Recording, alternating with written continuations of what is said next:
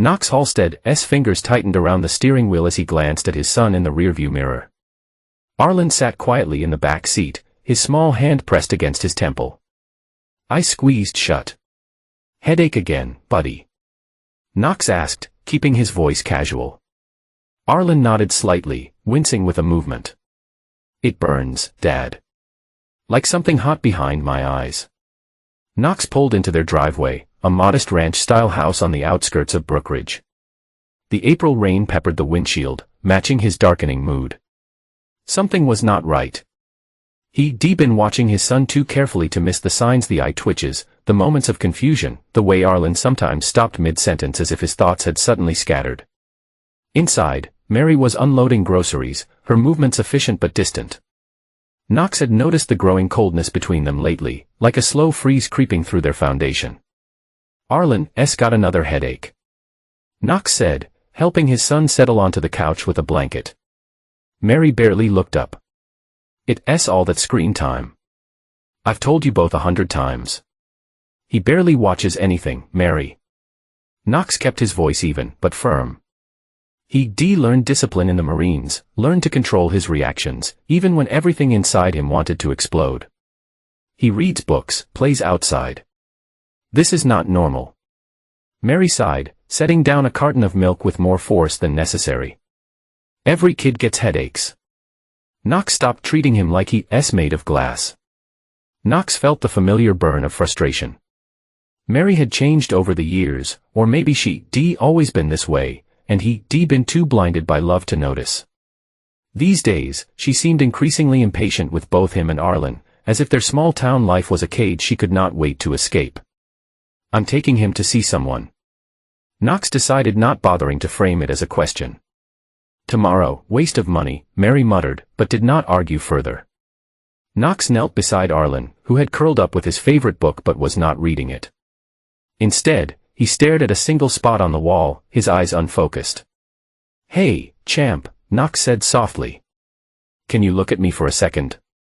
Arlen's eyes slowly turned to his father's face, but the delay was noticeable. Too long. Wrong. Does her head hurt right now? Arlen nodded. It comes and goes. Sometimes everything gets blurry, and I feel, he frowned, searching for words beyond his 8-year-old vocabulary. Like I'm underwater, far away from everything. Knox felt a cold, not form in his stomach. He'd seen combat trauma, had buddies who suffered concussions and brain injuries. This was a normal childhood stuff. This was neurological. We're going to fix this. Knox promised, ruffling his son's hair gently, no matter what it takes. The next morning, Arlen seemed better. The headache had faded, and he ate his breakfast with normal 8-year-old enthusiasm. But Knox did not lower his guard. He'd learned in the Marines that the quiet moments were often the most dangerous. Hey, buddy. Knox said as he drove Arlen to school, I made an appointment for you to get a haircut with Darla after school today. That sound okay? Arlen shrugged.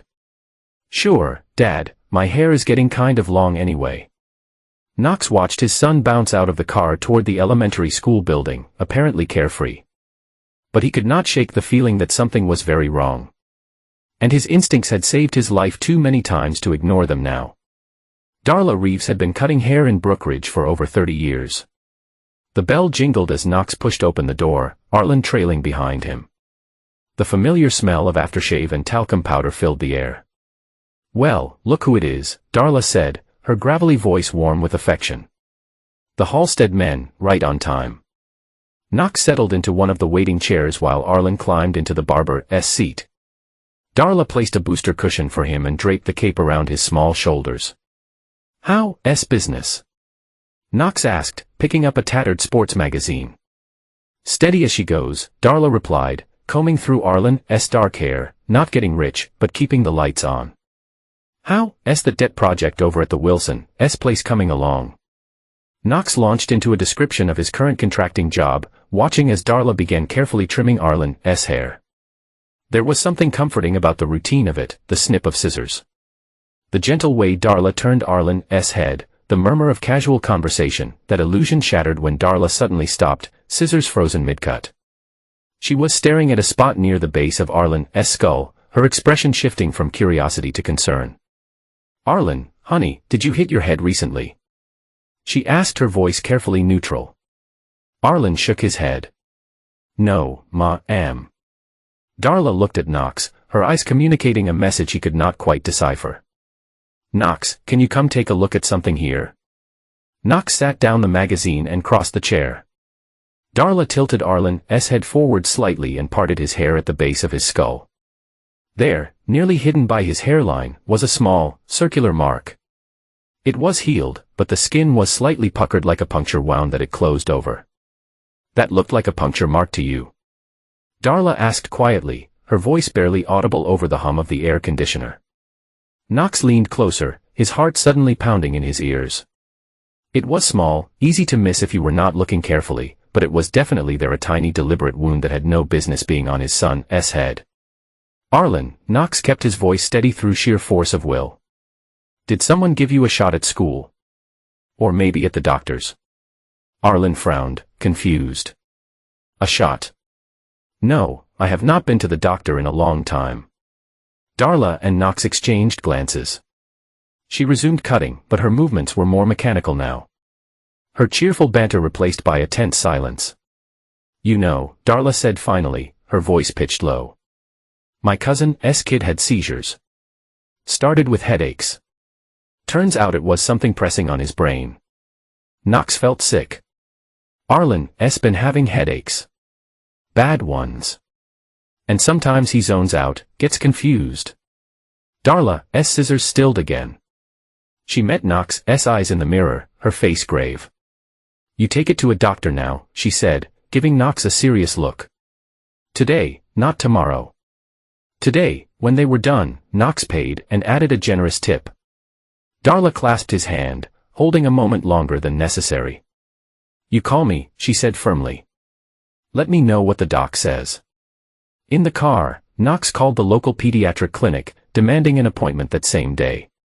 He cited an emergency, used his most authoritative voice, the one that had made new recruits snap to attention, and somehow secured a 4:30 slot with drive. Peterson. The pediatric clinic smelled of antiseptic and artificial cherry flavor. Knox sat rigidly in a child-sized chair, while Arlen flipped through a tattered copy of Highlights magazine. "Dad, when can we go home? I'm hungry," Arlen said, setting the magazine aside. "Soon, buddy, Dr. Peterson just needs to check you out first." Knox had been watching his son closely since they left Darla's twice now. Arlen had paused mid-sentence, his eyes going distant for several seconds before he resumed talking as if nothing had happened. It was subtle, easy to miss if you were not looking for it. But Knox was looking now, and what he saw terrified him. A nurse called Arlen's name, and they followed her to an examination room. Knox recounted the symptoms to Dr. Peterson, the headaches, the confusion, the moments of absence. He mentioned the mark at the base of Arlen's skull, watching the doctor's face carefully for any reaction to Dr. Peterson examined Arlen thoroughly, paying special attention to the puncture mark. His expression remained professionally neutral, but Knox caught the slight furrow of his brow. "It could be several things. Dr. Peterson said, finally, migraines can present this way in children. So can certain types of petit mal seizures. The mark on his scalp is curious, but it could be from a fall he does not remember, or even an insect bite that got infected. He has not fallen," Knox said firmly, "and I want imaging, MRI, CT scan, whatever it takes." Dr. Peterson hesitated. "Mr. Halstead, those are expensive procedures and your insurance." "I do not care about the cost," Knox interrupted. "My son is sick. Something's wrong with his brain. I want to know what it is." "Dad," Arlen said quietly, looking small and vulnerable on the examination table. "Am I going to die?" The question hit Knox hard. He moved to his son's side, wrapping an arm around his shoulders. "No, buddy. Absolutely not. We're just going to figure out what's causing your headaches. That's all." Dr. Peterson sighed. "I understand your concern, Mr. Halstead, but let's start with blood work and a referral to a neurologist. If those indicate a need for imaging, we'll proceed from there. Knox knew he was being stonewalled, whether it was because of insurance limitations or medical protocol did not matter. What mattered was that his son needed help now, not after weeks of referrals and preliminary tests. Fine, he said tersely. We'll do the blood work. Today, after Arlen's blood was drawn, they headed home. Knox made a decision. He would not wait for the local doctors to run through their protocols. He needed someone he could trust. Once Arlen was settled with dinner in front of the TV, Knox stepped onto the back porch and called Tom Langston. They served together before Tom had left to finish medical school. And although they did not speak often, the bond forged in combat had never weakened. Knox, Tom answered, his voice warm with surprise. It's been a while. How's life in small-town America? Not good, Tom. Knox said, cutting to the chase. It's Arlen. Something's wrong. And I do not trust the docs here to figure out. There was a moment of silence on the line. Tell me everything. Tom said, his tone shifting from friendly to professional in an instant. Knox detailed the symptoms, the headaches, the confusion, the lapses in attention. He described the puncture mark Darla had found. And Mary, what does she say about all this? Tom asked carefully. Knox hesitated. Tom had never hidden his dislike of Mary. From the beginning, he warned Knox that she seemed cold, calculating, fundamentally self-interested. Knox had brushed it off as overprotectiveness from an old friend. She thinks I'm overreacting. Knox admitted, says it's just normal kid stuff. It's not, Tom said flatly. Not for what you re-describing. Bring him to Seattle. I'll examine myself, run whatever tests we need. No insurance red tape relief flooded through Knox. When tomorrow, can you make the drive? We'll be there. When Knox returned inside, Mary was standing in the kitchen, arms crossed. Where were you? She demanded. And why is Arlen eating in front of the TV? You know, I do not like that. We were with the doctor, Knox said, watching her reaction carefully. Arlen's headaches are getting worse. Something flickered across Mary's face too fast to identify. Was it concern, fear, guilt? What did they say? She asked, her voice carefully neutral. Nothing helpful. They want to do blood work. Maybe refer him to a specialist. But I call Tom. We're driving to Seattle tomorrow. He's going to run proper tests. Mary's face hardened. Seattle tomorrow. Knox. That's ridiculous. Arlen has school. You have work. I have plans. Knox finished, a bitter edge to his voice. What exactly is so important that it outweighs our son's health, Mary? That's not fair. She snapped. I just think you jumping to conclusions. Dr. Peterson is perfectly competent. Dr. Peterson is going through the motions. Knox cut in. Tom will give us answers, not referrals. Mary's jaw tightened. Fine. Do what you want. You always do. She stormed upstairs, leaving Knox alone in the kitchen. He stood there for a long moment, tried to understand when his marriage had become this battlefield of resentment and suspicion. Then he pushed the thought aside. Arlen was what mattered now. Everything else could wait. The drive to Seattle took just over 3 hours, with Arlen dozing in the back seat for most of it. Knox had left Mary in notes simple and to the point, taking Arlen to Tom's back tomorrow. He had not waited to see her reaction. Tom's clinic was on the outskirts of Seattle, a modern building of glass and steel. Tom was waiting for them in the lobby, his familiar face lined with new wrinkles, but his handshake as firm as ever. Knox, he said warmly, then knelt to Arlen's level, and you must be Arlen. Last time I saw you, you were just a baby. Look at you now, practically a man. Arlen smiled shyly. Are you gonna make my headaches go away? Tom's expression softened. That's the plan, buddy. First, we need to take some pictures of your brain. Have you ever had an MRI before? Arlen shook his head. It's like a big camera that can see inside your head. Tom explained, "It's a bit noisy, but it does not hurt at all. Think you can handle that?" Arlen nodded solemnly. "I'm not scared." Tom led them through the clinic to a room with an MRI machine. He explained each step to Arlen in simple terms, helping him onto the table and making sure he was comfortable before starting the scan. "He's a brave kid," Tom said to Knox as they watched from behind the glass partition. "Takes after his old man." Knox nodded, throat tight with emotion. He should not have to be brave about this. He should be worrying about Little League and video games, not brain scans. "We'll figure it out," Tom promised. Whatever it is, the scan took 45 minutes. Arlen lay perfectly still the entire time, earning praise from the technician. Afterward, Tom took them to his office while the images were processed. "Hungry, Arlen?" Tom asked, pulling out a drawer filled with snacks. "Help yourself while your dad and I talk boring grown-up stuff." Arlen dug eagerly into a package of cookies. And Tom motioned for Knox to step just outside the office door. "What are not you telling me?" Knox asked immediately, recognizing the concern in his friend's eyes. Tom sighed. "The mark you described. I need to take a closer look. And I want to do a blood panel specifically looking for traces of certain medications." "Medications? What kind of medications?" "The kind used in experimental protocols." Tom said carefully, "Let me run the test first and then we'll talk." Try not to worry in front of Arlen. The next few hours were agonizing. Tom examined the puncture mark himself, took blood samples, and even a small tissue sample from the area around the mark. Arlen remained stoic throughout, but by late afternoon, his headache had returned and he curled up on a couch in Tom's office. Eyes closed against the pain. Finally, Tom called Knox into a small conference room where the MRI images were displayed on a large screen.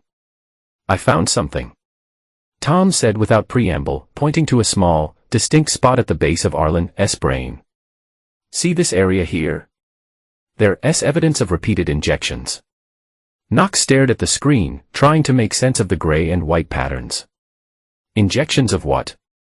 "That's where it gets concerning," Tom said, pulling up another screen with blood test results. "I found traces of an experimental cognitive enhancer in his system. CX-572. It's not FDA approved for use in children or anyone for that matter. It's still in clinical trials." The room seemed to tilt underneath Knox. "Are you saying someone has been injecting my son with experimental drugs? Without my knowledge or consent?" Tom's face was grim. "That's exactly what I'm saying. This is not something that happens accidentally, Knox. Someone signed your son up for a study, one that's operating way outside normal ethical boundaries." Knox gripped the edge of the table, knuckles white. "How bad is it? Will there be permanent damage?" "It's hard to say," Tom admitted. "The drug is designed to enhance neural connectivity, improve cognitive function. But in developing brains, the side effects can be severe. Headaches, confusion, even seizures. Can it be reversed?" "With time, yes. The body will clear the drug, but we need to make sure he does not receive any more injections." Knox felt a cold, terrible clarity to send over him. "Mary," he said flatly. "She's been taking him somewhere. She always volunteers to take him for checkups, dental appointments. I thought she was just being helpful." Tom did not look surprised.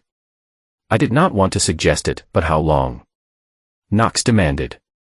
"How long has this been happening?" Tom studied the scans again.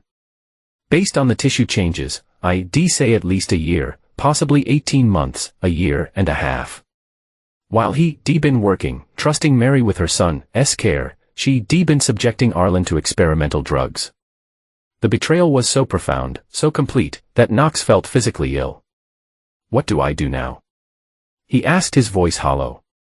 "First, you take Arlen home and keep him safe," Tom said firmly. "No more checkups with Mary.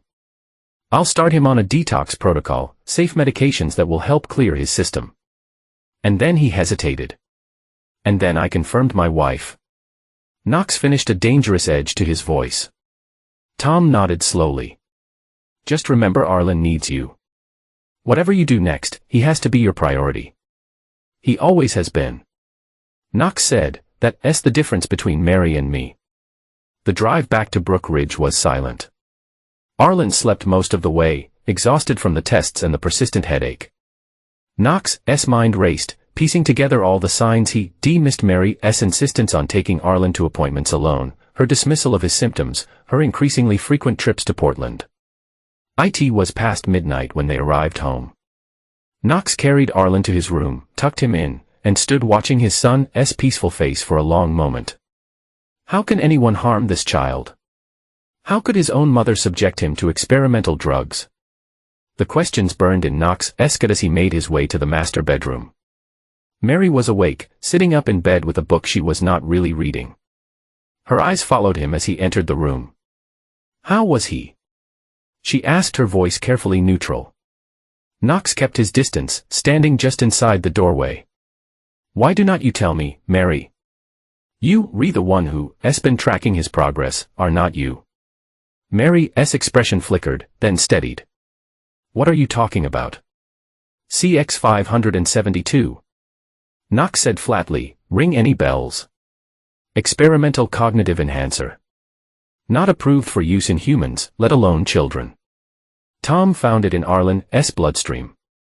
Found the injection site, too, right at the base of his skull. Mary's face drained of color, but she recovered quickly. Knox, I do not know what Tom told you, but do not. Knox cut her off. His voice low and dangerous. Do not lie to me. Not about this. For a moment, they stared at each other across the room, two strangers sharing a house, a bed, a life that suddenly made no sense. It was not what you think, Mary finally said, setting her book aside. It was a study, a legitimate clinical trial for children with anxiety and attention issues. Arlen does not have anxiety or attention issues. Knox said through gritted teeth. Mary laughed, a brittle sound. Of course, you say that. You think he's perfect, but he was struggling, Knox. His teacher said he was falling behind. He was having nightmares. The study was helping him. Knox's voice rose despite his effort to control it. He's having burning headaches, Mary. Seizure-like episodes. That's not help. That's harm. Mary's eyes narrowed. A few side effects. They said those would fade as his body adjusted to the medication. They? Who's they? What kind of doctor experiments on children without parental consent? You would not have consented, Mary snapped. You never trust doctors. Never trust anyone but yourself and your military buddies. I did what was best for Arlen. Knox felt a terrible calm settle over him. No, you did what was best for you. What did they pay you, Mary? The question hung in the air between them. Mary's silence was answer enough. How much? Knox pressed, stepping closer to the bed. How much is our son's health worth to you? Mary's chin came up defiantly. $65,000. Over 18 months. And it was not just about the money. He was being helped. They said it would make him better, less anxious, smarter, more adjusted. The amount hit Knox like a physical blow. That explained the new clothes, the weekend away with friends, the mysterious personal account Mary had opened last year. You sold our son. Knox said, his voice a whisper now. You sold him to be a lab rat. Do not be so dramatic. Mary snapped. It was a regulated study. There were consent forms. Forms you forged my signature on. Knox guessed, watching her face. That's fraud, Mary. That's a crime. It's a misunderstanding. Mary countered, but her voice lacked conviction. The benefits outweigh the risks. Arlen was going to be exceptional. He already was exceptional. Knox said, his heart breaking for his son, for the innocent boy who trusted his mother to protect him, not harm him. He was happy and healthy and perfect exactly as he was. Mary's face hardened. You always were sentimental. That's why I had to be the practical one. Do you know how much college costs these days? How competitive the world is. I was securing his future by risking his life. Knox said flatly by letting strangers inject experimental drugs into his brain. It was not like that. Mary insisted, but the fight was draining from her voice. She knew she'd been caught, knew there was no justification that would satisfy Knox. Pack a bag. Knox said quietly, tonight you not staying in this house. Mary's eyes widened. You not kick me out. This is my home too. Not anymore. Knox said, pulling his phone from his pocket. Not after what you've done. I either call the police right now and report child endangerment and medical fraud, where you leave quietly and we handle this like adults. Your choice. Mary stared at him for a long moment. Calculation clear in her eyes. Then she slid out of bed and pulled a suitcase from the closet. You'll regret this, she said, throwing clothes haphazardly into the bag. You not raise him alone. You work too much. You too rigid. He needs me. He needs to be safe. Knox corrected something. He clearly was not with you. Mary paused in her packing, turning to face him. I did love him, in my way. Knox shook his head. Your way is not love, Mary. It's ownership. It's control. It's seeing him as an investment, not a person. Mary resumed packing, but her movements were jerky, uncoordinated. Where am I supposed to go at this hour? Call your friend Mira. Knox suggested, watching her reaction carefully. I'm sure she can put you up. After all, she's your connection to this whole mess, is not she? The flash of surprise in Mary's eyes confirmed his suspicion. Mira, the friend who worked in Portland, who had introduced Mary to her wellness group. Another piece of the puzzle clicked into place. This is not over, Mary said as she zipped her suitcase. I would not just disappear. No, Knox agreed. I'm sure you would not. But for tonight, you leaving. And if you try to take Arlen, if you come near him without my supervision, I'll go straight to the police with everything Tom found. Understand? Mary's mouth tightened, but she nodded.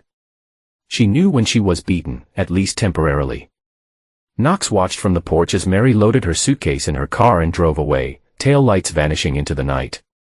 Only then did he allow himself to sink onto the porch steps, head in his hands, the full weight of the day crashing down on him.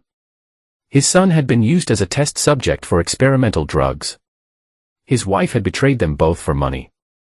And now he was alone with a sick child and an enemy who knew exactly how to hurt them. But Knox had survived war zones and lost brothers in combat. He rebuilt his life after the military, created a business from scratch. He was no stranger to hardship or to fighting battles that seemed unwinnable. I'll fix this, Arlen. He whispered into the night, whatever it takes, I'll make this right. Knox woke with a start. His laptop still opened beside him on the couch. The first gray light of dawn filtered through the blinds, painting stripes across the living room floor. For one disoriented moment, he expected to hear Mary moving around upstairs, starting her day with the shower that always ran too long and used up all the hot water. Then the memories of yesterday crashed back. The MRI, Tom's grim diagnosis, Mary's confession, her departure in the middle of the night. Knox rubbed his face, feeling the stubble that had grown overnight, and checked his phone. No messages from Mary, which was not surprising. She'd be licking her wounds, regrouping, planning her next move. Upstairs, Arlen was still asleep, curled around his stuffed bear the way he had since he was a toddler. Knox stood in the doorway, watching his son's chest rise and fall, fighting the surge of rage that threatened to overwhelm him. He failed to protect Arlen, had not seen the danger living right under their roof. Never again, he promised silently, never again would anyone hurt his son. The morning routine proceeded with forced normalcy. Knox made pancakes, helped Arlen dress, and drove him to school. He decided not to disrupt Arlen's life more than necessary. The boy knew something was wrong, but Knox had kept the details vague. Just a medication that was making him sick, doctors who were going to help him get better. Where's Mom? Arlen asked as they pulled up to the school. Knox had prepared for this question. She needed to stay with her friend Mira for a while. Adult stuff, nothing for you to worry about. Arlen frowned. Is she coming back? The simple question cut through Knox like a blade. How did you tell an 8-year-old that his mother had betrayed him in the most fundamental way possible? I do not know, buddy. Knox said finally, but I'm not going anywhere. You and me were a team, right? Arlen nodded solemnly, right. After dropping Arlen off, Knox drove straight to his lawyer, Frank Mercer, who had handled Knox's business and corporation and a few contract disputes over the years. Frank listened gravely as Knox laid out the situation, only interrupting occasionally for clarification. This is serious, Knox, Frank said when he finished. What Mary did, allowing Arlen to be subjected to experimental medical procedures without your consent, accepting payment for it, that could be considered child endangerment, possibly even criminal neglect. I want custody, Knox said firmly, full custody, and I want those responsible for the trial held accountable. Frank nodded, making notes. We'll file for emergency temporary custody today, but the pharmaceutical angle that's going to be trickier. These companies have deep pockets and good lawyers. We'll need solid evidence. I have the medical records from Tom, the blood tests showing the drug, the injection site, Mary's confession. That's a start, Frank agreed, but we'll need more names of the doctors involved, documentation about the trial itself, evidence linking Mary directly to the researchers. Knox stood, his decision made. I'll get it. After leaving the lawyer's office, Knox drove home and began his own investigation. He started with Mary's laptop, which she left behind in her hasty departure. The password was easy: Arlen's birthday. For someone so secretive, Mary had always been careless with her digital security. The emails told the story in pieces, regular correspondence with someone named Mira Gentry, whose signature identified her as a clinical liaison for something called the Cognitive Enhancement Initiative. There were references to participant progress, dosage adjustments, and compensation schedules. One email in particular made Knox's blood boil. Mary: Arlen's latest cognitive assessment shows marked improvement in pattern recognition and working memory. The team is very pleased with his progress. Dr. Myrick has approved an increase in your monthly stipend to $3,800 to reflect the success of the protocol. Please continue to monitor and report any side effects as previously instructed. Best regards, Mira. They've been tracking Arlen's progress like he was a lab rat, adjusting his dosage based on test results. And Mary had been their willing accomplice, pocketing more money as the experiments intensified. Knox printed every email, every document he could find. He searched Mary's browser history, finding visits to websites for Virexa Pharmaceuticals and Cognitive Enhancement Initiative. He took screenshots, downloaded PDFs, gathered every scrap of digital evidence available. That evening, after Arlen was in bed, Knox received a text from an unknown number. You had no right to throw me out. This is not over.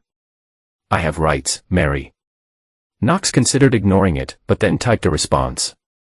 You lost your rights when you used our son as a test subject. Do not contact me again, except through my lawyer. The reply came almost instantly. You think you know everything, but you do not. Arlen was helping other children. The research is going to change lives. You're too small-minded to see the bigger picture. Knox stared at the message incredulous. Even now, Mary was justifying what she'd done. There was no remorse, no recognition of the wrong she committed against their son. The only picture I see is my son suffering while his mother collected blood money. Stay away from us, Mary. I mean, he blocked her number and set his phone aside, hands shaking with suppressed rage. He could not afford to lose control now. Arlen needed him steady, focused, ready to fight the battles ahead. The next morning, Knox called Tom. I need more information, he said, without preamble. About Virexa, about this CX-572 drug. Anything you can find. I've been digging since you left, Tom replied. It's a startup less than 5 years old. They redeveloping cognitive enhancement drugs, supposedly for treating neurodegenerative disorders like Alzheimer's. But there are rumors they refocused on the enhancement angle for the military market. And this trial Arlen was in. Is it legitimate? Tom's pause told Knox everything he needed to know. No official trial is registered with the FDA for pediatric use of CX-572. There's a phase 1 adult trial, but nothing involving children. If Arlen was receiving this drug as part of a trial, it was unauthorized. Off the books, Knox summarized. Completely. And dangerous as hell. We still do not know the long-term effects of these drugs on developing brains. Knox swallowed hard. Will Arlen recover? I think so. Tom said, his voice softening.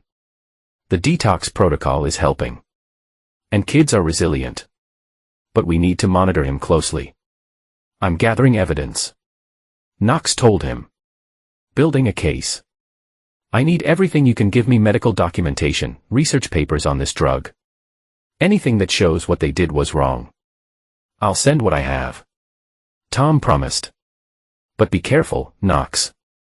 Companies like Virexa. They play hardball when their profits are threatened. So do Marines. Knox replied grimly. 2 weeks after Mary's departure, Knox received a call from Frank. We've been granted temporary emergency custody, his lawyer reported. Mary was served with papers yesterday. She has 14 days to respond. And if she does, Knox asked, pacing his backyard while Arlen worked on homework inside. Then we go to court. But given the evidence we've presented, I think her options are limited. She'd be smarter to negotiate terms. Knox was not so sure. Mary had never been one to surrender easily. And now she had Mira and possibly Virexa backing her. This was just the opening salvo in what would likely be a prolonged battle. What about the pharmaceutical angle? Knox asked. Any progress there? Frank hesitated. I've been making inquiries discreetly. But we're talking about serious allegations against a company valued at over $1 billion. They have connections, Knox, political influence. We need to be certain of our ground. I am certain. Knox said firmly, they experimented on my son, and we'll hold them accountable. Frank assured him. But strategically, one step at a time. After ending the call, Knox gazed across his yard at the woods beyond, thinking Frank was right about being strategic. But he was thinking like a lawyer about court filings and legal precedents. Knox needed to think like a Marine about reconnaissance, gathering intelligence, understanding the enemy's position before launching an attack. The next day, Knox drove to Portland under the pretext of a job estimate. In reality, he was conducting surveillance on Mira Gentry. Thanks to social media and public records, he knew where she lived, where she worked, and her usual routines.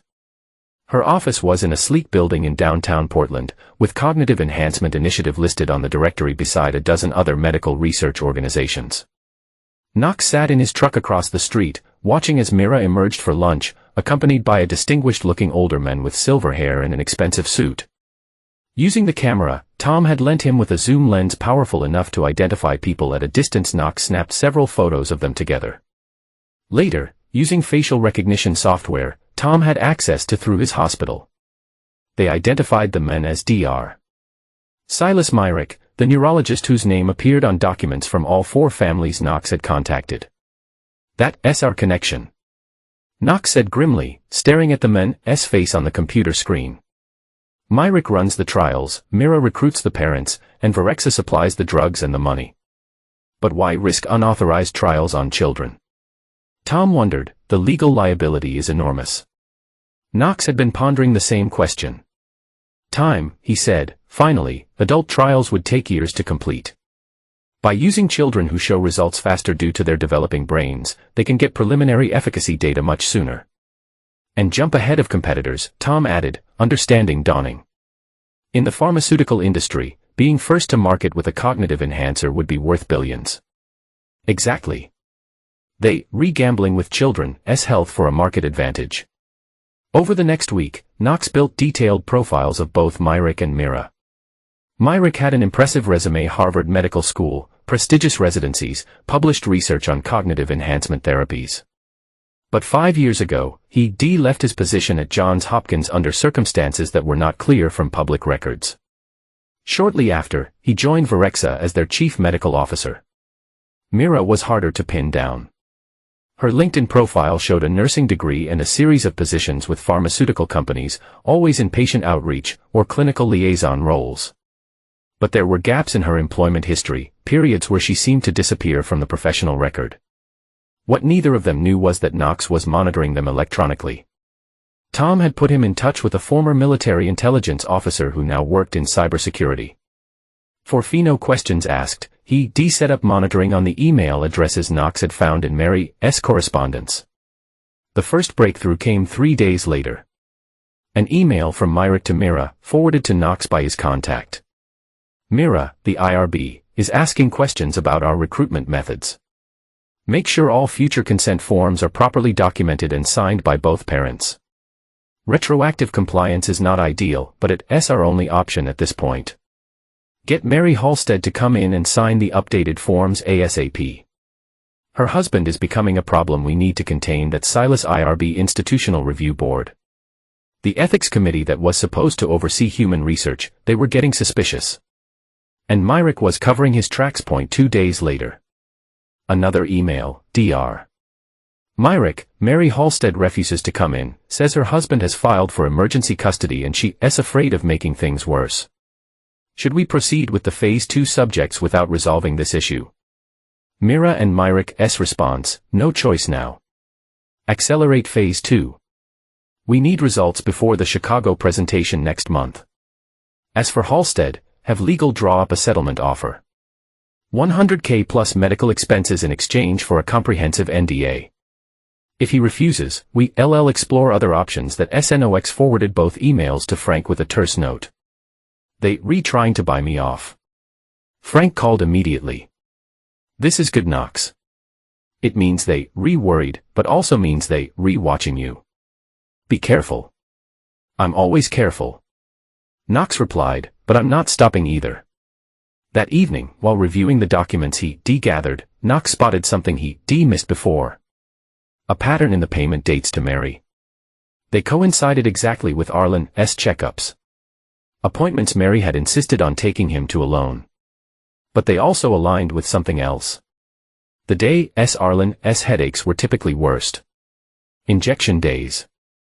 Knox felt sick as the realization hit him. Every time Arlen had been given another dose of the experimental drug. Every time his young body had struggled to process the foreign chemicals being pumped into his brain, Mary had been depositing blood money into her secret account. His phone buzzed with a text from a new unknown number. You should take the settlement offer. It's the best outcome for everyone, especially Arlen. Mary, so she was still in contact with Mira and Myrick, still part of their network, still choosing them over her own son. Knox did not bother responding.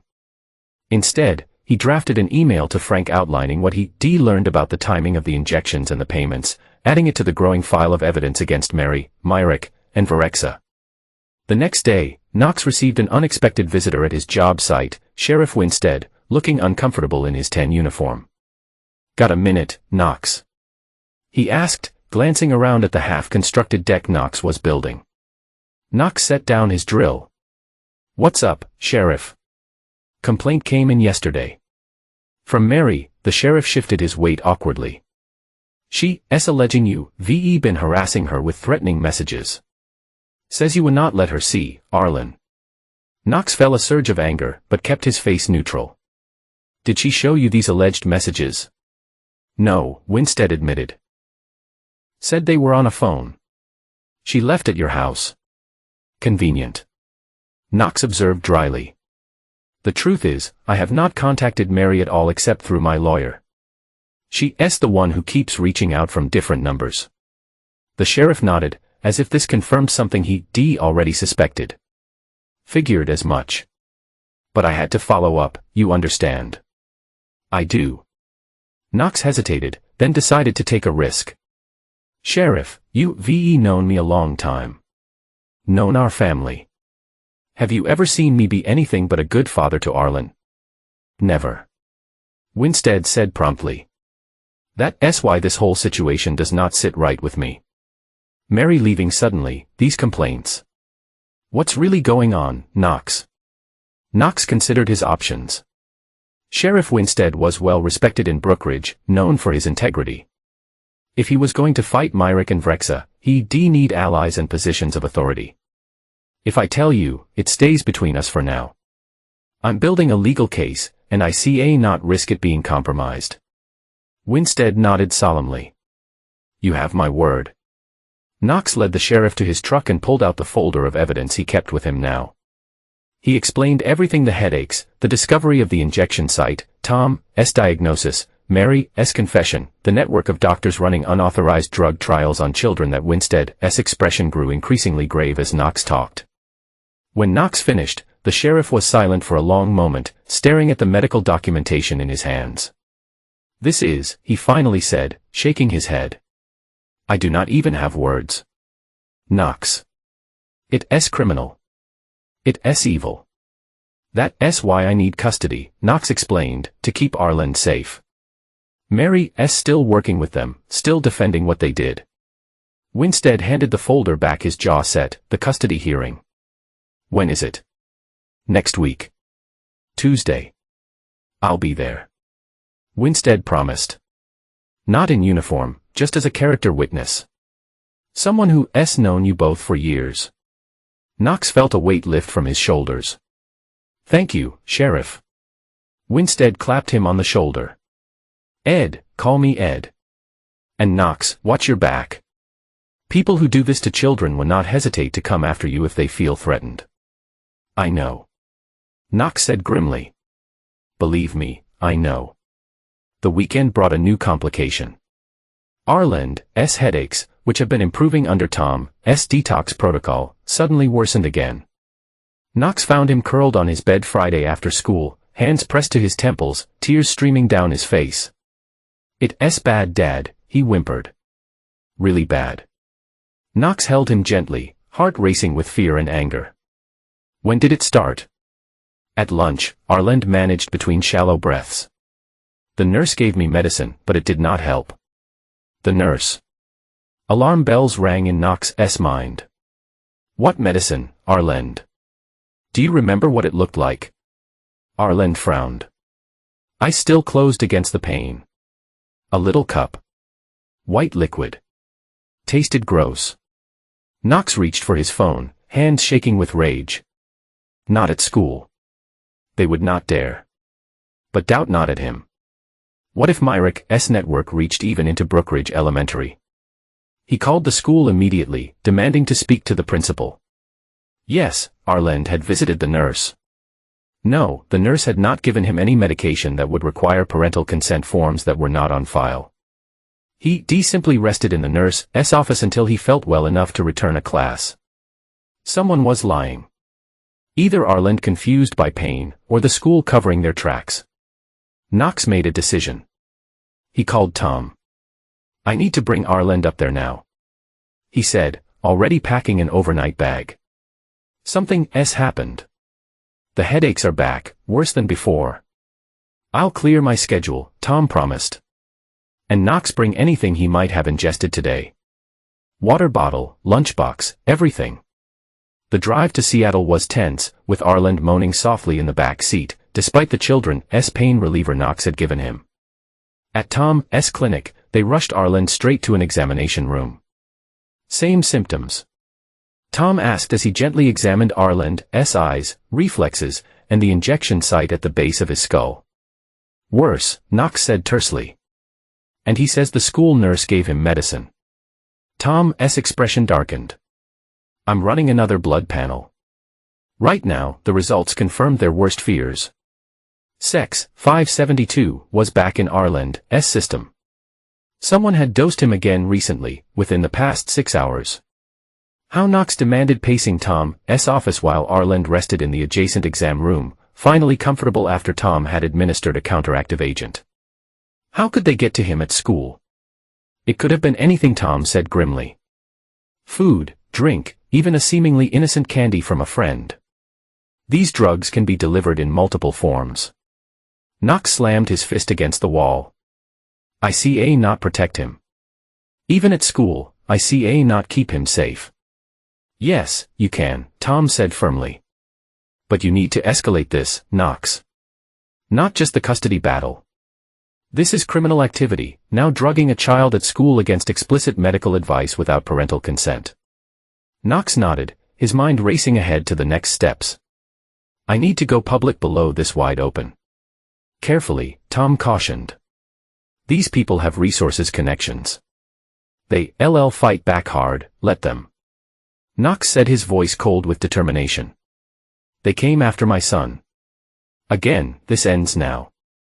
That night, from the safety of Tom's guest room, where Arlen slept peacefully under sedation, Knox made 3 crucial calls. First, to Frank, updating him on the latest development and instructing him to file criminal charges against unknown persons for administering drugs to Arlen without consent.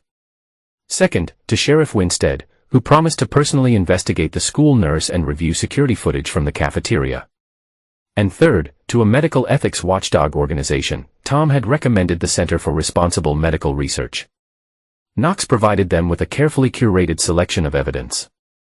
Tom's medical findings, the emails between Myrick and Mira, testimony from 2 of the other families who had agreed to come forward anonymously. This is exactly the kind of case we handle, said the center's director, a former FDA investigator named Eleanor Katz. Unauthorized trials, vulnerable subjects, corporate malfeasance. We can trigger an ethics investigation that will get the attention of the actual FDA. How quickly can you move? Knox asked. We file the initial report Monday morning, Katz promised. Once that happens, Varexa will be legally obligated to preserve all records related to CX-572 and any trials involving it. If they destroy evidence after receiving notice, that's a federal offense. They try to bury it. Knox warned. These people are careful. They always are, Katz agreed. But we know their playbook. And unlike them, we're not breaking any laws. The system may be slow, but when it finally moves, it's unstoppable. Knox was not so sure. Systems had failed his family before, but he had to use every weapon available. And an ethics investigation would at least force Myrick and Varexa to play defense for a while. By Sunday evening, the pieces were in motion. Sheriff Winstead had identified a substitute teaching assistant who had been in the cafeteria Friday, a woman no one recognized who had left immediately after lunch. Frank had filed the criminal complaint. And Katz had prepared the ethics violation report, ready to submit first thing Monday morning. Knox watched his son sleeping peacefully and made a silent vow. He would dismantle Myrick's entire network piece by piece, person by person, until no child was ever again subjected to their experiments. Monday morning brought a storm of activity. Knox kept Arlen home from school, unwilling to risk another incident until he could be certain the threat was contained. Frank called to report that the criminal complaint had been filed. And Katz confirmed that the ethics violation report had been submitted to the FDA, the Department of Health and Human Services, and the State Medical Board. The first sign that their actions had struck a nerve came just after noon.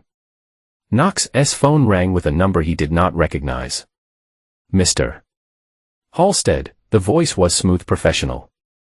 This is Jeffrey Simmons, legal counsel for Varexa Pharmaceuticals. I understand you've been making some concerning allegations about our company and our research protocols. Knox's grip tightened on the phone, not allegations, facts, which I've documented extensively. I see Simmons' tone remain neutral. Well, facts or allegations, these matters are best resolved through direct discussion rather than regulatory filings that can damage reputations needlessly. I'd like to arrange a meeting. No, Knox cut him off. I'm not meeting with anyone from Varexa. I'm not negotiating. And I'm not signing any NDAs. Your company experimented on my son without my consent. That's not something we can resolve with a discussion. There was a pause. When Simmons spoke again, his voice had hardened. Mr. Halstead, I strongly advise you to reconsider. Litigation in these matters can be extraordinarily complex and expensive. Varexa is prepared to offer fair compensation for any misunderstandings that may have occurred. Misunderstandings. Knox almost laughed. Your chief medical officer ran unauthorized drug trials on children. Your clinical liaison recruited vulnerable families and paid them to keep quiet. And when I discovered what you'd done, you tried to dose my son again at a school. Those are not misunderstandings, Mr. Simmons. They're crimes. Those are very serious accusations, Simmons said carefully, without substantial evidence. I have the evidence. Knox interrupted. Blood tests, medical imaging, emails between your employees discussing the trials, testimony from other families, bank records showing payments to my wife. And I've shared all of it with people who will make it public. If anything happens to me or my son, another silence longer this time, I'll convey your position to my clients, Simmons finally said. But I urge you to consider the potential consequences of the path you re-choosing, not just for Varexa, but for yourself and your family. The implied threat hung in the air. Knox felt a cold anger settle in his chest. I'm a former Marine, Mr. Simmons. I've faced worse threats than corporate lawyers. Tell your clients to prepare for war. After ending the call, Knox contacted Frank, repeating the conversation verbatim. They running scared. Frank observed that veiled threat at the end they would not risk that if they were not worried, or they confident they can intimidate us in a backing down. Knox countered. Either way, we document everything, every call, every interaction, and we stay the course. The next threat came from a different direction. Sheriff Winstead arrived at Knox's door, his expression grave. Mary filed a report, he said without preamble, alleging parental kidnapping, says you took Arlen across state lines without her permission in violation of her parental rights. Knox felt a surge of frustration. I have emergency temporary custody. You do, Winstead agreed. But she's arguing that you obtained it fraudulently by making false accusations against her. False accusations? I have her confession on record. She admitted to signing him up for the trial to receiving money for it. Winstead held up a hand. I know, and I believe you. But legally, I'm obligated to follow up on her complaint. Knox understood the sheriff's position. What do you need from me? Documentation. Proof that Arlen needed urgent medical care, justifying the trip to Seattle. Proof of the custody order. Anything that shows you were acting in his best interest. Knox invited the sheriff inside and produced the emergency custody order, Tom's medical reports, and the blood test results showing CX 572 in Arlen's system, both before and after the school incident. Winstead reviewed the documents carefully, then nodded. This should be sufficient. For now, at least. For now, the sheriff sighed. Knox, I'm going to be straight with you. This is getting complicated. Mary's hired a high-priced attorney from Portland. She's making a lot of noise about character assassination, claiming you mentally unstable from PTSD, that you paranoid about medical authorities because of what happened to your brother. Knox felt a flare of anger. She's using Matt's death against me. She's using everything she can. Winstead said bluntly. And she's got backing. That attorney is not the kind of teacher's aide can afford on her own. Varexa, Knox said grimly. They refunding her legal defense to discredit me. Winstead neither confirmed nor denied it. But his expression spoke volumes. Just be careful, Knox. Cross every T, every I. These people play dirty and are trying to paint you as the bad guy here. Throughout the week, Knox fortified his position. He hired a private security company to install cameras around his property. He arranged for Mrs. Fenton, a retired teacher from down the street, to stay with Arlen at all times when he could not be there himself. He worked with Tom to document every aspect of Arlen's medical condition and treatment. And he waited for the next move from Myrick and Varexa, knowing it would come. It arrived Thursday evening as Knox was helping Arlen with his homework. A knock at the door revealed another sheriff's deputy, not Winstead, holding a thick envelope. Court summons Mr. Halstead, the deputy said formally, you required to appear next Tuesday regarding custody of your son. Knox accepted the envelope, noting the Portland law firm's return address. Thank you, deputy. Inside was a detailed petition from Mary seeking to overturn the emergency custody order. The allegations were exactly as Winstead had warned. Knox was mentally unstable, suffering from PTSD and paranoia. He had a pathological distrust of medical authorities stemming from childhood trauma. He was fabricating accusations against Mary out of misplaced revenge for their failing marriage. Most damning of all, Mary claimed that Arlen had been enrolled in a legitimate clinical study for anxiety and attention issues with proper oversight and documentation. She produced consent forms bearing what appeared to be Knox's signature, clearly forged, but convincing enough to raise questions. Knox spread the documents across his kitchen table after Arlen was in bed, photographing each page to send to Frank. This was Mary's counterattack, backed by Varexa's resources and desperation. But they made a critical mistake. In their rush to discredit Knox, they confirmed the existence of the trial, something Varexa's lawyer had been careful not to do. Now they were on record admitting that Arlen had been enrolled in a study involving sex, 572, directly contradicting the company's public position that no pediatric trials were underway. Knox highlighted this contradiction in his email to Frank, adding they panicking, making mistakes. We need to press harder. Frank's response came within the hour. Agreed. I'm filing our response first thing tomorrow. And Knox, the ethics board has convinced 2 more families to come forward. We rebuilding a coalition they CA not easily dismiss. By Friday morning, Knox had formulated a new strategy, playing defense responding to Mary's legal maneuvers. Documenting past violations was not enough.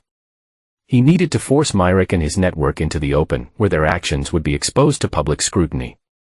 He began by expanding his surveillance, using skills honed during his military service and equipment borrowed from former Marine buddies. Knox set up monitoring systems around his property. Motion-activated cameras covered every approach to the house. Sensors on the doors and windows would alert him to any attempted entry. But the physical security was just the beginning. Knox's friend from cyber intelligence had helped him access Mary's email remotely, a legally questionable move, but one Knox justified as necessary to protect Arlen. The emails revealed that Mary and Mira were in frequent contact, discussing strategy for the upcoming custody hearing. Most alarming was an exchange from Wednesday night. Mira, Dr. M says we need to move forward with the final phase as planned. He's worried Arlen's data will be excluded if the custody situation is not resolved soon. Can you arrange for me to have access next week? Even just for an hour? Mira's response has been cautious but affirmative. Mary too risky in brokerage right now. The sheriff is watching and Knox has installed security. But we can bring Arlen to the Portland facility if you can get him there. Tuesday afternoon would work. Dr. M will be present to oversee. Just focus on the hearing in the morning. If the judge grants even temporary visitation, we can make this work. That Mira the final phase. Knox's blood ran cold as he read those words. Whatever they've been doing to Arlen, they were not finished. They were planning to take him after the hearing to continue their experiments despite everything that had happened. Knox forwarded the emails to Frank with a terse note. They planning to abduct Arlen after the hearing. We need to be ready. Frank's response was equally brief. Forwarding to law enforcement. Do not do anything rash. But Knox was not planning anything rash. He was planning something meticulous, carefully calculated to expose Myrick's entire operation. He started by establishing a trap. Using Mary's email account, he sent a message to Mira. Change of plans. Knox is taking Arlen to his mother's in Eugene this weekend. House will be empty Sat night through Sunday. Left my files in the home office, need to retrieve them before Tuesday's hearing. Can you help? Knox changed the locks, but I know how to get in through the back door. That Mira took the bait. I'll come by Saturday night. 10 p.m. We need those files, especially the original consent forms. Are they in the office or somewhere else? Mari's reply. Composed by Knox. Office desk, bottom drawer. There's a false bottom. Knox does not know about it. All the originals are there, including the ones with his signature that I kept separate from the copies. Mary. It was a perfect setup. Knox had no intention of leaving the house empty. In fact, he arranged for Sheriff Winstead to be present, along with a trusted deputy. When Mira arrived to retrieve the non-existent files, she be caught breaking and entering, providing the first solid evidence of criminal activity by Varexa's representatives. Saturday evening arrived, and with it, Sheriff Winstead and Deputy Carter. They positioned themselves discreetly in Knox's home, ready to catch Mira in the act of breaking in. You sure she'll come? Winstead asked as they waited in the darkened living room. She'll come. Knox said confidently. She needs those consent forms too badly to pass up the opportunity. At 9:52 p.m., Knox's security system alerted him to movement at the back of the property. A figure in dark clothing approached cautiously, testing the back door before producing what appeared to be a lockpick set. Knox nodded to Winstead, who spoke quietly into his radio, alerting Deputy Carter's station outside. They waited as Mira worked on the lock, eventually gaining entry to the kitchen. The trap was sprung perfectly. As Mira made her way toward the office, flashlight beam bobbing in the darkness. Winstead stepped out, badge displayed, gun holstered but visible. "Freeze, Sheriff's Department." Mira froze, then made a desperate dash for the back door, only to find Deputy Carter blocking her escape. She was handcuffed and read her rights within minutes. Her initial protests giving way to a tense silence as she realized the severity of her situation.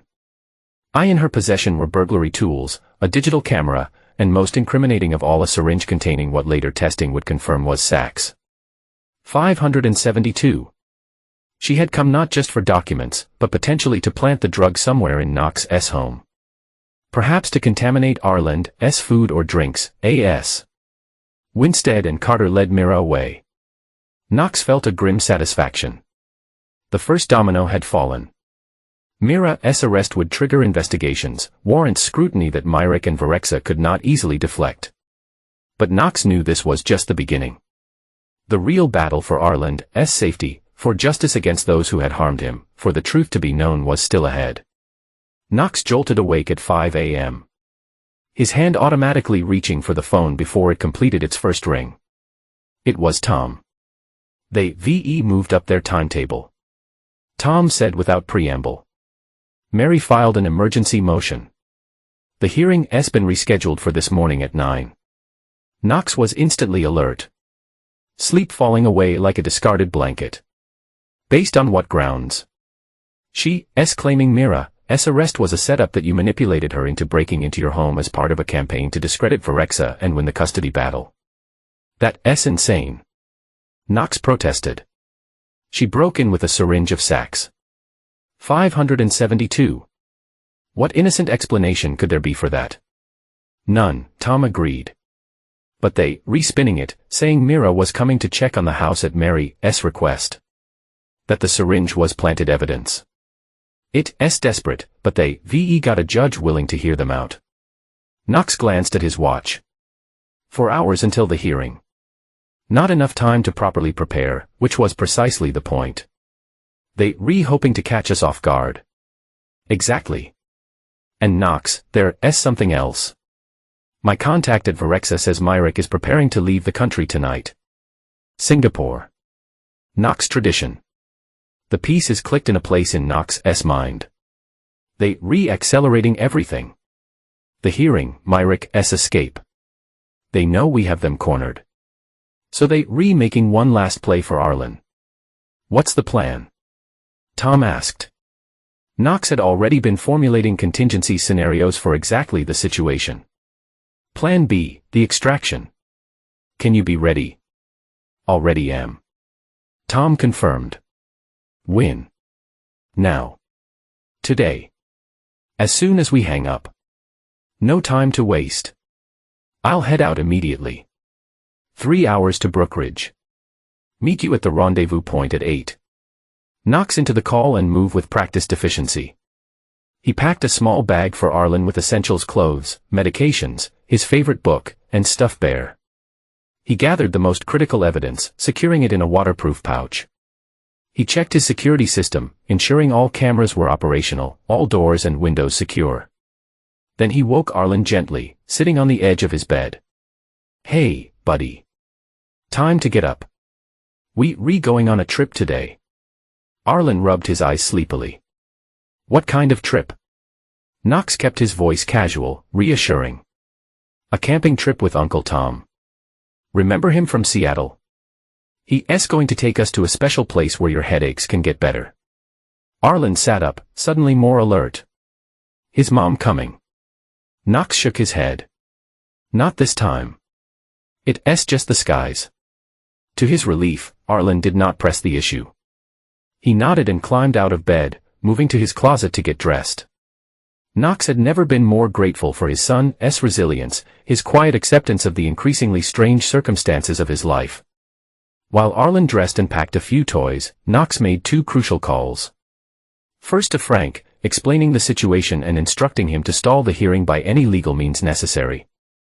Second to Sheriff Winstead, informing him of the extraction plan without providing specific details.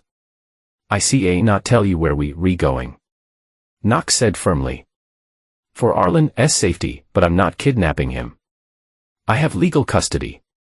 I'm protecting him from people who, already proven they, break the law to get to him."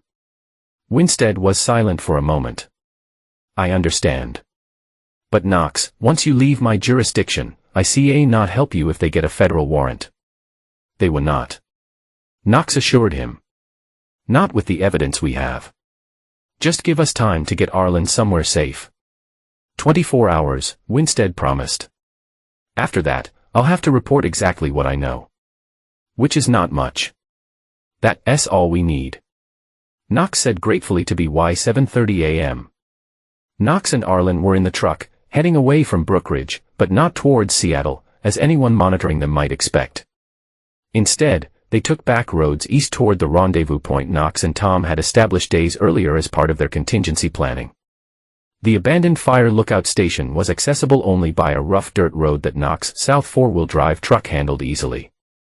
It offered clear sight lines in all directions, making it impossible for anyone to approach undetected. Tom was already waiting when they arrived, his own vehicle hidden beneath camouflage netting. "Uncle Tom," Arlen cried, genuinely happy to see the doctor despite the strange circumstances. Tom hugged the boy warmly. "Hey kiddo, ready for our big adventure?" While Arlen explored the lookout tower, Knox and Tom conferred quietly. "Frank called," Tom reported. "He managed to get the hearing postponed until tomorrow on procedural grounds. But it's only a temporary delay." "It's enough," Knox said grimly. "By tomorrow, we'll be at the Montana facility." The Montana facility was Tom's suggestion, a private neurological clinic run by a former military doctor who specialized in treating traumatic brain injuries. It operated outside the standard medical establishment with stringent privacy protocols for its patients, many of whom were veterans with security concerns. Dr. Hayes is expecting us, Tom confirmed. She's prepared a complete detox protocol for Arlen. No records in the system, everything off the books. "And Myrick," Knox asked, "my contact confirms he's booked on a 10 p.m. flight to Singapore." He's running, Knox, which means he knows he's finished here. Knox nodded, staring out at the forested landscape below the lookout tower. "Good, let him run. All I care about now is getting Arlen safe and healthy." They switched to Tom's car, which was less recognizable than Knox's truck, and began a long drive to Montana.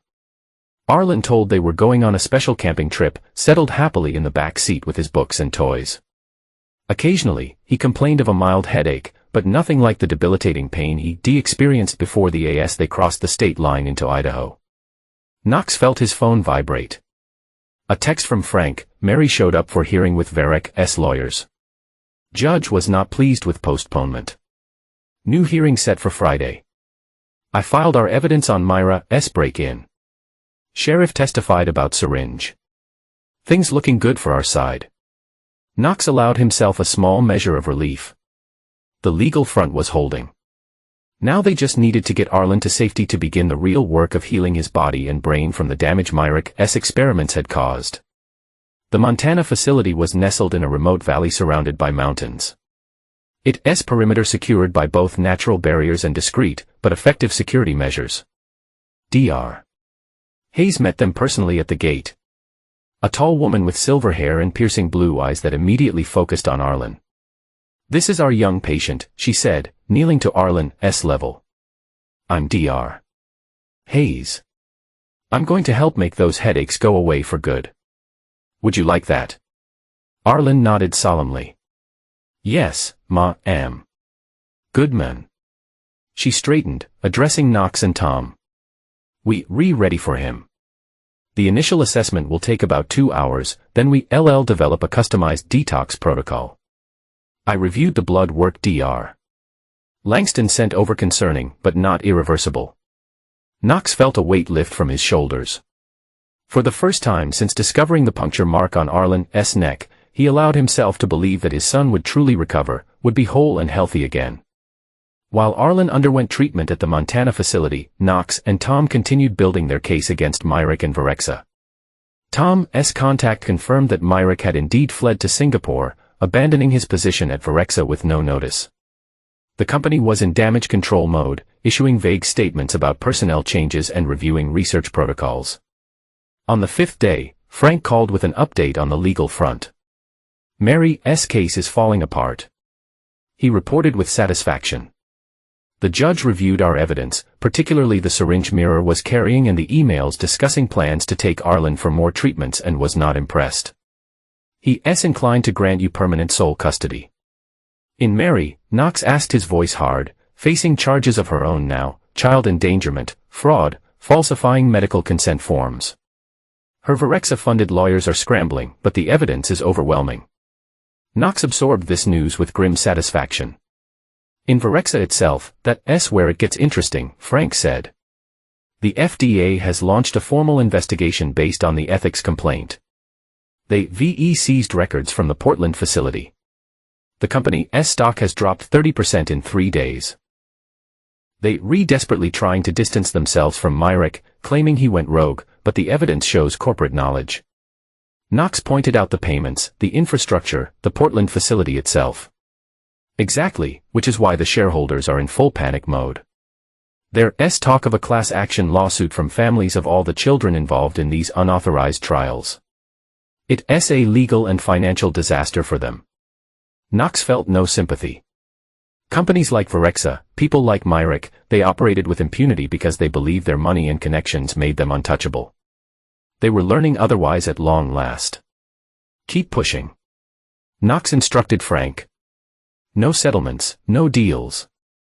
I want full disclosure of everything they did, everyone who was involved. Knox contacted a journalist with documents from Myra's emails, signed consent forms with forged digital signatures, and proof of Mary receiving money. He also sent copies to Oregon's Child Protection Services and a state senator. A podcast broke the story. Children used in secret drug trials, Oregon families betrayed. Myra was suspended. Varexa tanks. Mary's name was dragged publicly. Knox leaks everything without showing his face.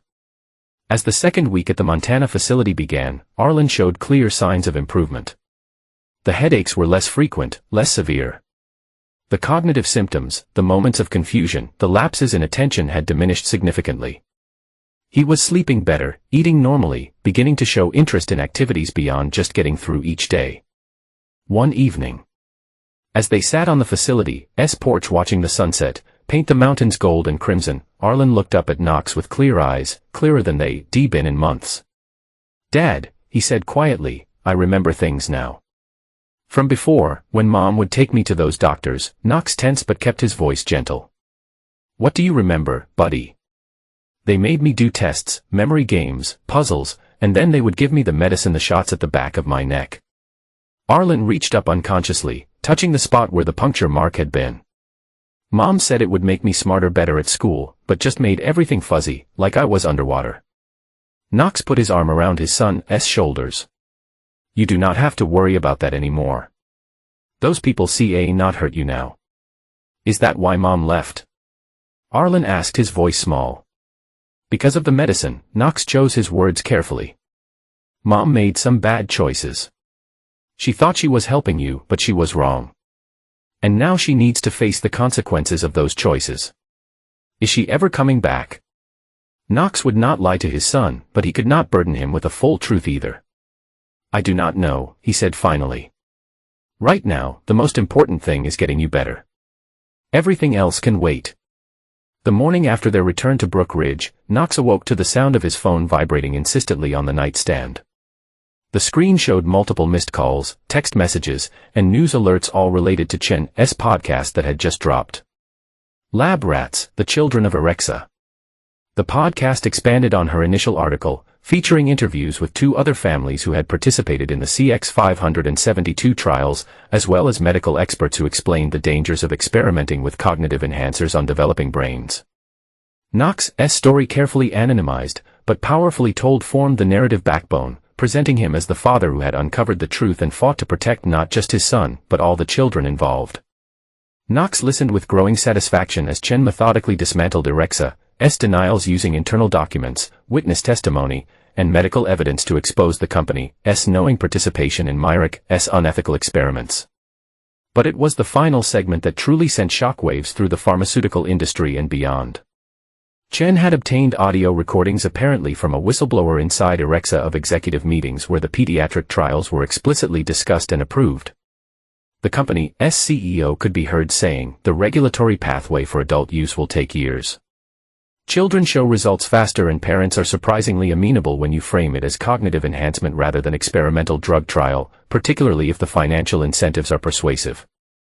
Another voice identified in the podcast as Myrick's added, "We already seeing promising results in subjects 12 through 19. Some side effects, yes, but nothing that could be definitively linked to CX-572. As long as we maintain plausible deniability and keep the parents financially motivated, we can complete phase 2 by year-end." The recordings confirmed everything Knox had suspected, but could not prove conclusively. Vorex's highest levels had not only known about the unauthorized trials, but had actively encouraged them. Viewing the children involved as expendable test subjects in their rush to market a profitable new drug. The public reaction was explosive. National news networks picked up the story. Social media erupted with calls for criminal investigations into Vorex's practices. Medical ethicists appeared on morning shows explaining the fundamental violations of research protocols and patient rights to by noon. The first news vans appeared at the end of the street. Knox had anticipated this, had already spoken with Sheriff Winstead, who stationed a deputy near the house to keep reporters at a respectful distance. Still, Knox kept Arlen inside, away from windows, protecting him from becoming the public face of a scandal that had already stolen too much of his childhood. His phone rang constantly, journalists seeking comments, other parents from the trials looking for guidance, even a producer from a national morning show offering an exclusive interview. Knox declined them all, referring media inquiries to Frank, focusing solely on Arlen's continued recovery and their gradual return to normal life. The evening news brought fresh developments. Vorexa had issued a formal statement announcing an internal investigation, the suspension of all research involving CX-572 and the establishment of a patient support fund for families affected by the unauthorized trials. The statement carefully avoided admitting corporate responsibility, attributing the trials to potential misconduct by certain research personnel, rather than systematic policy. Knox watched the coverage with grim satisfaction. The company was in damage control mode, trying desperately to salvage its reputation and stock price. But the public was not buying it. Social media erupted with calls for criminal charges against Vorexa executives. Medical ethics organizations demanded full disclosure of all research protocols. Politicians from both parties called for congressional hearings on pharmaceutical research practices as he tucked Arlen into bed that night. His son asked a question that caught him off guard. "Are the bad doctors go to jail, Dad?" Knox sat on the edge of the bed, choosing his words carefully. "Some of them probably the ones who knew what they were doing was wrong." Arlen nodded solemnly. "Good. So they see not hurt other kids like they hurt me." Knox felt his throat tighten with emotion. "That's right, buddy. That's why we fought back. Not just for you, but for all the other kids too." Mary returns to Brook Ridge with a lawyer, trying to play the misled mother card. Sheriff Winstead tells Knox they see not charge her yet. But her public image is wrecked. Parents at school shun her. Even her own family cuts ties. Spring turned to summer. Life in a Halstead household settled into new rhythms. Arlen returned to school full-time. His academic performance gradually improving as the last neurological effects of the CX-572 faded. He made new friends, joined the Little League team, began taking guitar lessons, normal childhood activities that had seemed impossible during the worst days of his illness. Knox adjusted his work schedule to be more present, taking on fewer projects, but more carefully selected ones that allowed him to maintain his income while spending more time with Arlen. They camped on weekends, built model airplanes together, read the same books, so they could discuss the stories, creating the kind of father-son bond that Knox had always wanted, but that had sometimes been overshadowed by work and attentions in his marriage. Turns out Mira had been embezzling trial funds. To avoid federal prison, she turns on Mary, giving prosecutors the final evidence they need. Mary is arrested for child endangerment, fraud, and falsifying medical consent. "We've been approached by a reporter," Frank said, without preamble. "Eliza Chun from the Portland Investigator. She's been researching Varexa for months, looking into their research practices. Your case broke the dam, Knox. She's got sources inside the company willing to talk now that Myrick's gone." "What does she want exactly?" "An exclusive. Your story, how you discovered what was happening to Arlen, how you fought back against Varexa, how you exposed their legal trials. In return, she's willing to share what her inside sources have told her about Myrick and the company's leadership."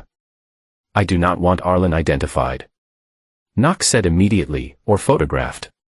This is not about him becoming the face of some scandal." "Of course," Frank agreed.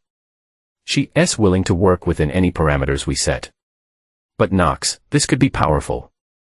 Your story, combined with her insider information, could ensure that Varexa not bury this or escape with a slap on the wrist."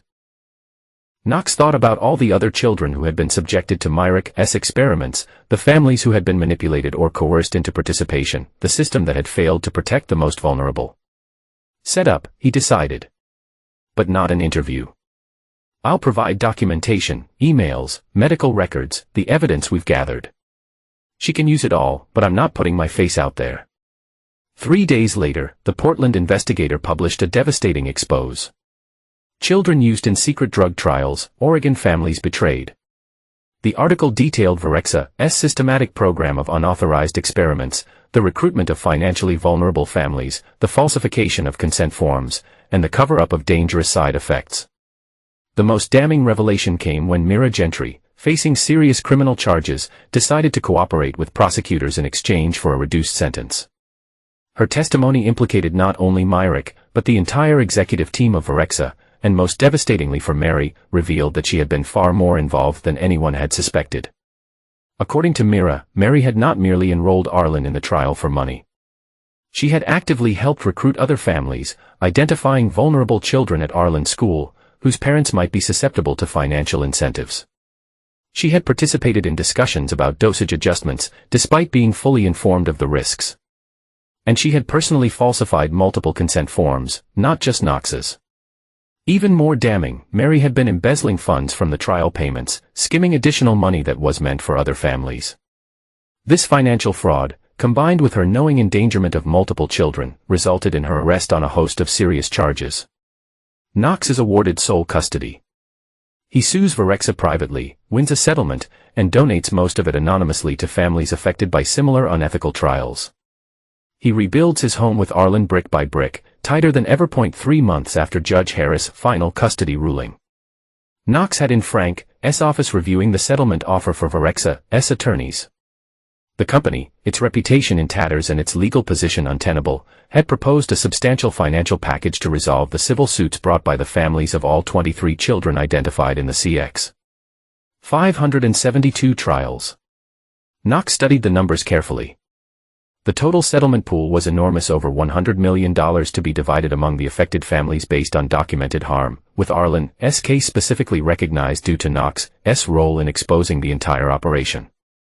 "Is it fair?" Knox asked, thinking not of the money itself, but of what it represented: accountability, acknowledgement of wrongdoing, a deterrent to other companies that might consider similar exploitation. "It's more than fair," Frank assured him. "Combined with the criminal penalties and regulatory fines, this will effectively end Varexa as we know it. They'll likely sell off whatever viable research remains and dissolve the company. And the individual compensation for each family is substantial enough to cover all medical expenses, therapy, future care needs, and still provide for education and other opportunities." Knox nodded slowly. It was not about enriching himself. It had never been about money. It was about justice, about ensuring that those responsible faced consequences proportionate to the harm they had caused.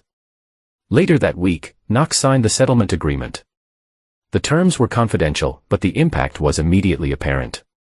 Most of the money designated for Arlen went into a trust for his education and future needs. But Knox did allocate a significant portion to a purpose that felt right: of donation to fund research into safe, effective treatments for children with neurological conditions conducted with proper oversight and ethical protocols. Knox sits on the porch as Arlen builds a model airplane nearby, smiling for the first time in weeks. Tom joins them with coffee. You did it, Tom says. No, Knox replies. We did it. But I'm never letting my guard down again. Arlen looks up, beaming. Dad, my head does not hurt anymore. Knox pulls his son into a tight hug, overwhelmed by the resilience and clarity this 8-year-old boy displayed in the face of such profound betrayal. I know, buddy, he whispers, his voice thick with emotion. I know. And in that moment, watching his son's face illuminate with happiness, Knox knew it was true. Not just the physical pain, but the deeper wounds of betrayal and exploitation were healing. The future stretched before them, unwritten but full of possibility, no longer shadowed by the nightmare they had survived together. They had won not just a legal victory, not just financial compensation, but the far more precious victory of reclaimed health, of justice served, of a life rebuilt on stronger foundations. Knox held his son close, meeting Tom's understanding gaze over Arlen's head. The battle was over. The healing had begun. And whatever challenges the future might hold, they would face them together, father and son, bound not just by blood, but by the unbreakable bond forged in their shared triumph over those who had sought to harm them.